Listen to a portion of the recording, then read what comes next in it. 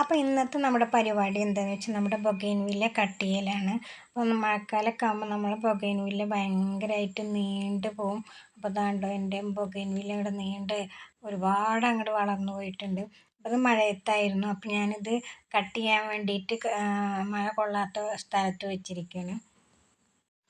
അപ്പോൾ ഈ നീണ്ടു പോയ കൊമ്പ് കുറച്ച് മൂത്ത കൊമ്പാണ്. അപ്പോൾ അത് കാരണം ഞാനിത് കട്ട് ചെയ്യാൻ കുറച്ചൊന്ന് കഷ്ടപ്പെട്ടു കേട്ടോ. ഈ വീഡിയോയിൽ കാണുമ്പോൾ അത്ര ഈസി ആയിരുന്നില്ല. പിന്നെ ഞാൻ സാധാ കത്രികയാണ് ഉപയോഗിച്ചിരുന്നത്, അതുകൊണ്ടായിരിക്കും. എന്നാൽ ഞാൻ ശ്രമം ഉപേക്ഷിച്ചൊന്നുമില്ല, ഞാനത് കട്ട് ചെയ്തെടുത്തു. പിന്നെ അടുത്ത കൊമ്പും കട്ട് ചെയ്യാൻ കുറച്ച് കഷ്ടപ്പെട്ടു. പിന്നെ അടുത്ത കൊമ്പുകളൊക്കെ ചെറിയ ചെറിയ കൊമ്പുകളാകൊണ്ട് തളിര് കൊമ്പാകൊണ്ട് കട്ട് ചെയ്യാൻ അത്ര പ്രയാസമൊന്നും ഉണ്ടായിരുന്നില്ല.